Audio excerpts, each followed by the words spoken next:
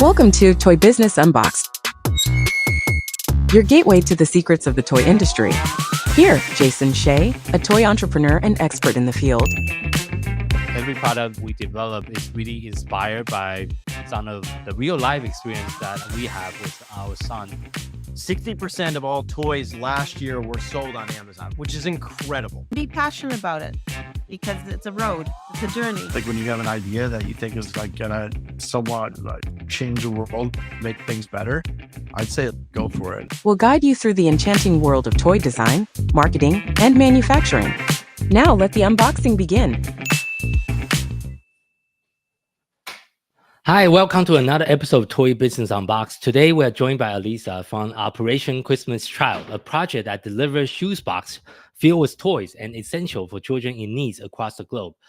She will be sharing the impact that the toy donation have on these children, especially in those in the remote and underserved community. And we'll also learn more about how the companies and individual can also contribute to this life-changing mission of theirs. And thank you so much for joining our podcast episode today. Yeah, thank you for having me. So can you start out by kind of sharing with our audience a little bit more about Operation Christmas Child and how they got started and how this whole thing worked? Yeah, absolutely. So Operation Christmas Child is part of the ministry Samaritan's Purse. And Samaritan's Purse has been around for over 50 years.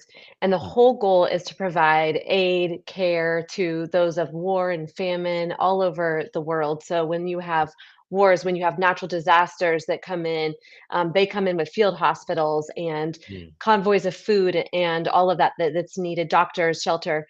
And Yeah. so Operation Christmas Child is a part of that. And we were started about 30 years ago when a Wow. gentleman in England contacted our CEO, Franklin Graham, and said, can you fill shoe boxes of gifts for children here that are underprivileged, that are desperate for something, whether it's hope or joy, something. And so that first year, 30 years ago, they gathered local partners and packed Yes. almost 30,000 shoe boxes of gifts.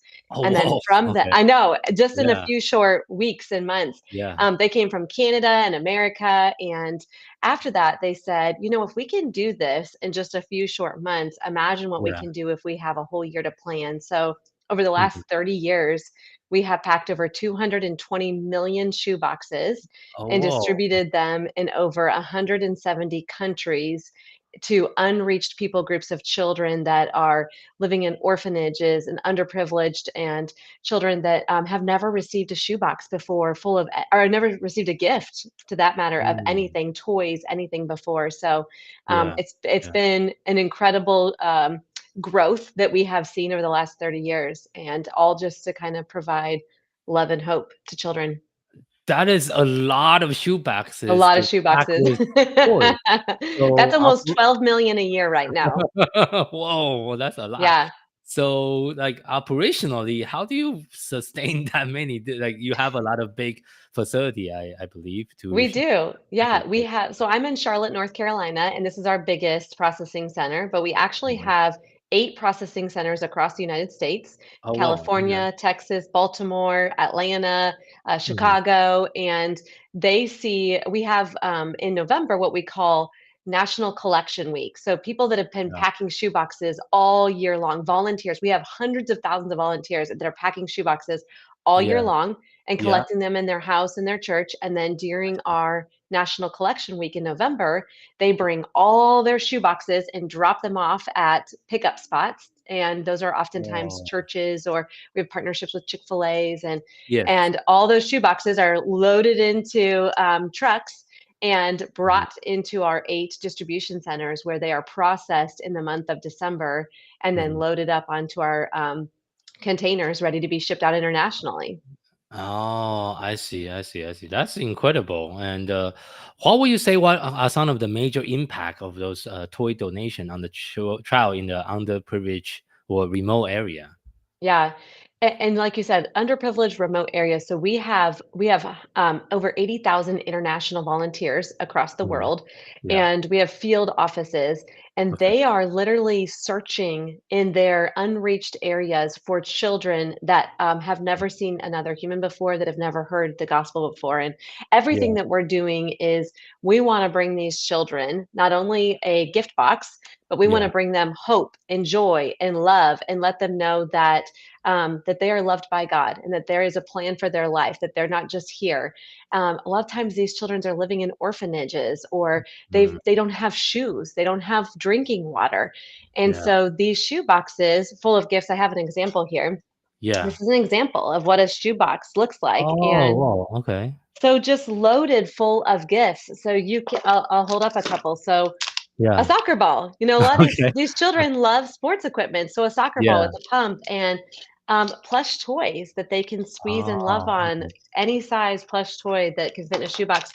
School supplies, Mm. crayons, notebooks, colored pencils, um, Oh, t-shirts, clothes.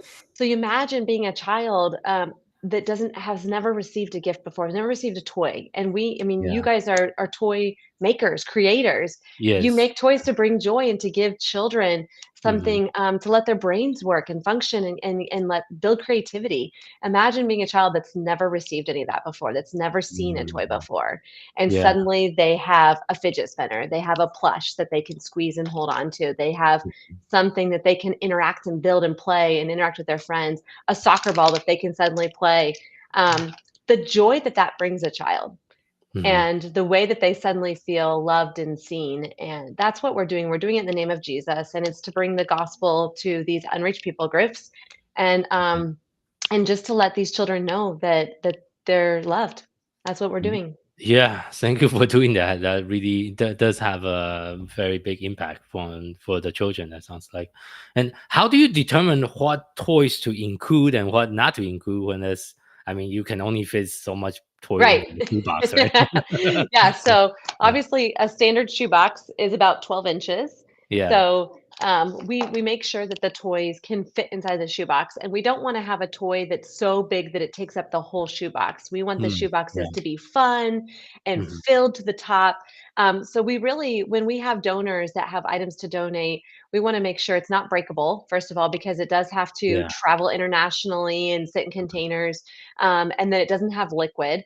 We are constantly working with our international teams that work with customs to say, you know, what are the different rules? What are some of the basic things that can go in and out? So we cannot take candy or liquids, Yeah. even bars of soaps. A lot of our countries won't let us send soap in, Oh, but we really? Oh, yeah, that's yeah, something. and Right. anything liquid, toothpaste, we can't send toothpaste in. So we try to make Mhm. sure that we send the most basic things that customs will not flag and turn away, but at the same Yeah. time fits inside of a shoebox. So that shoebox is loaded full. So making sure it's the right size, making sure that it's something that it would bring a child joy. So that could be personal hygiene items, toys, school supplies, cars, Mm. but things that take up space, a good amount of space that kids can play with, Mhm. that can fit in the shoebox is what we're looking for.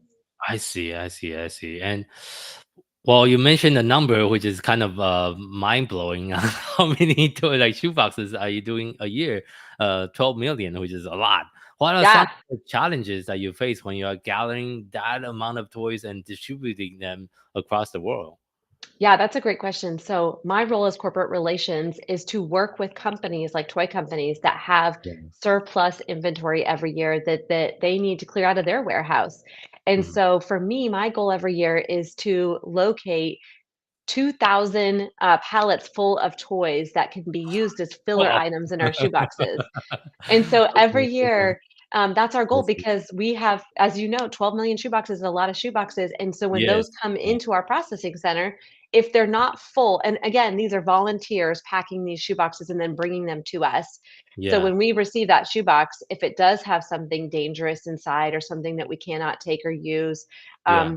one of the things I didn't mention is a war color, or an army guy, war guys, Uh-huh. anything political. We can't take any of that because it would get flagged Oh, I through see. customs. And a lot of our dangerous countries don't want children receiving those things. It would be a I danger see. to the child to receive like a Yeah. gun or something like that, a toy gun. Yeah. Um, so we make sure when all those shoe boxes come in Okay. that they're full of things that can go through customs. And if they're Mhm. not, and we have to take an item out, we want to fill the item. And that's why we need Hmm. 2,000 pallets of donated toys and inventory that we can put in these shoeboxes every year. So that's a big challenge, is making sure that Yeah. companies can donate those items to us year over year, and that we have enough good quality items.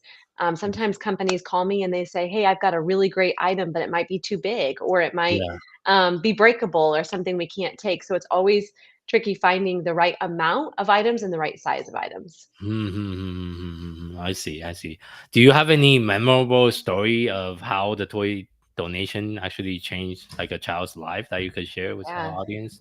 Oh, so many. So a couple stories I'll tell you. There was an orphanage where a child, I believe it was in Russia, and this child was just wanting a family to belong to so badly. And Mhm. the volunteers were bringing the shoe boxes in, and Yeah. they oftentimes ask these children, "What is it that you would like to see in your gift box?" And the boy said, "A family." And of course, that would be so difficult, right? To you can't just put a family and connect that. Yeah. However, the amazing thing is that volunteer that packed that shoebox put lots of great toys in there, and then put a picture of themselves in that shoebox. And Mhm. through communication channels and volunteers, they were able to get that story back to the family that packed that shoebox with a picture of themselves. And that family ended up coming over and adopting that child, and Whoa. bringing that child back to America to Whoa. live with them, all because Oh. he had the shoebox with their family's picture in it. I have Whoa. another great story of one of our public speakers. So a lot of the children that receive these shoe boxes, it may be the only gift box they ever receive in their entire life, and that can be Mhm. life changing for them, because one of our spokespersons name is Alex, and we have about 80 spokespeople across the world that received a shoebox as a child, grew up, and said, "This changed my life so much. I want to work for Operation Christmas Child, and I want to be a spokesperson and share my story with everybody else so that they know the impact it had." And Yeah. Alex was in the Rwandan genocide. His whole family had been killed. He Ah, was escaping gunmen, constantly hiding, finally got out and was able to run and escape and get to a town that had an orphanage where they were able to take him in. And yeah. he lived in the orphanage for several years. And after his first year of being there, Operation Christmas Child came through and gave gift boxes to the children in that orphanage.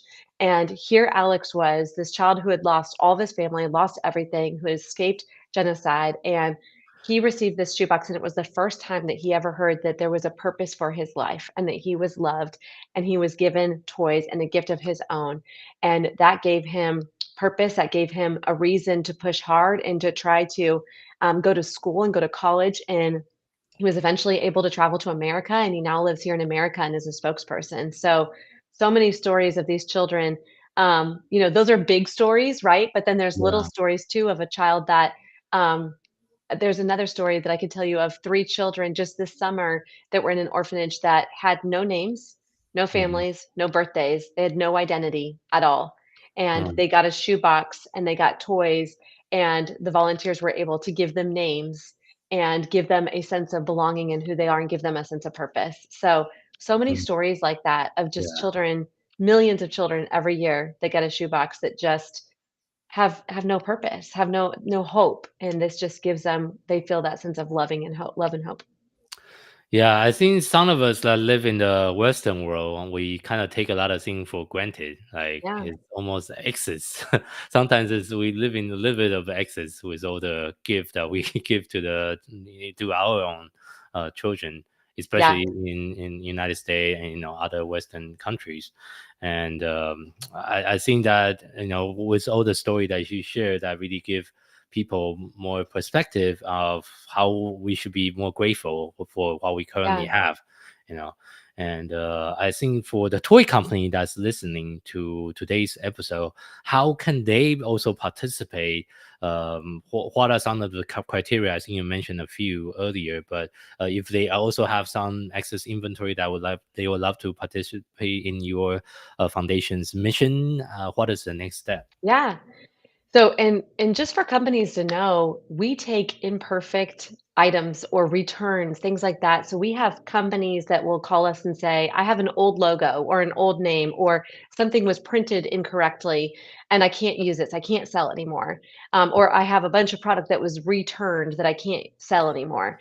We can Yeah. take all of that as long as it's new. So if a company wants to get involved, there's lots of ways they can get involved. First of all, on our website, there's a gift in kind page that I have, and that goes straight to me. And there's a form that a corporation can fill out to Mm. say, I have extra inventory and Yeah. we pick it up free of charge anytime during the year, anywhere in the country, in the United States. Yeah. And we will go pick it up. We'll bring it back to our warehouse, we'll process it, and we'll give a tax deduction letter within 2 weeks. So Mhm. that is really a great partnership because oftentimes companies have too much inventory that they don't know what to do with. And Mhm. whether it's a couple boxes or whether it's truckloads of inventory, Yeah. we can take it and we can use it as long as it fits in a shoebox. And so, another way is just to email me and just emailing me and saying, "Hey, I've got items to donate. I'm ready." And then we start that process of, Mm. what is the details on that donation, and I just Mhm. collect pallet sizes or box sizes, height and weight, and location Mhm. information, and then we can get that ball rolling. And oftentimes, we can have it picked up within a few days Mhm. and out of their warehouse. Another way is we have a lot of partners that want to get their staff involved and they want to feel part of Mm. this. We have great content, video content, social media content, all of that, where they can show their staff a video. Hey, we're donating product to this company, and here's what they're doing with it. Here's what these children are receiving these gifts, what it's like for them, and what it feels like for them. And you can watch the videos and just see joy radiating on these children's Mm. smiles Yeah. in their faces as they open the Yeah. shoe boxes. And so they can pack shoe boxes in their office. We have a lot of companies that will Mhm. do an office packing party, and they'll get a Mhm. bunch of shoe boxes and they'll take some of their inventory and people will bring in other items and they'll pack their own shoe boxes. Mm. And then a third way is they can come and process shoe boxes with us in December and volunteer alongside of our volunteers and our staff.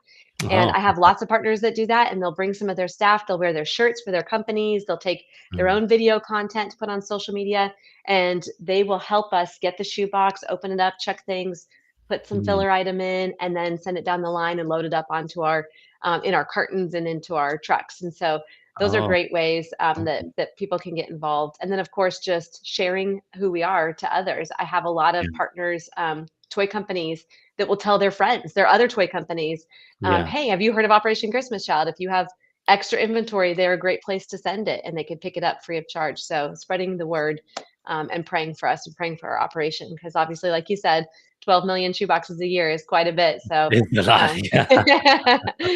yep. For sure, for sure. And one particular area I'm especially passionate about is really children with special needs because that's what my own toys brand is all about. And what role does some of your toy that you are sending out to Operation Christmas Child that also help children with special needs across the world? So the program. Yeah. So, believe it or not, an unreached people group that people have not identified that we're reaching out to is children with special needs. And whether that's blind or deaf or children Mhm. that are wheelchair bound, many of these countries that are living in poverty, when a parent has a child with special needs, they cannot take care of that child. They don't have the Yeah, resources or the means, the medication, the doctors, any of that. And so, there are homes that we have partnered with across the world that yeah. take in children of special needs, and many of these children are wheelchair bound, they don't speak, they can't walk, Mm. and there's people that take care of them, and so we have partnered with a lot of those, and I just watched a video this summer Yeah. of, it's a group that we can't share on our social medias, so unfortunately we can't see it, but, there were Oh, children that were wheelchair bound and they had special boxes of items, and this video showed this box coming in and being placed in front of a child, and a volunteer came over and helped them to open their shoebox, and there was a doll inside, mhm. a plush doll, and this girl, they just brought the doll and she just took it up to her head and she just was crying and giggling and laughing and just snuggling this doll.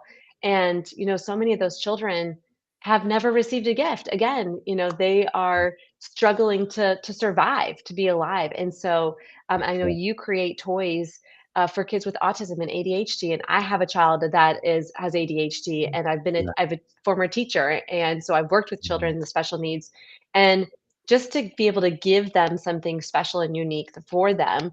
they feel special and that they feel loved is really important to us. And so we are identifying the blind, the deaf, and the special needs children, and we're making sure that they get the gospel, and we're making sure that they get their own shoe boxes that are special for them. Yeah, I think sometimes it's very breaking for me as well. Is a lot of the country, even in a lot of the Asian country where I Hmm. used to live in Japan, like I shared with you before the interview.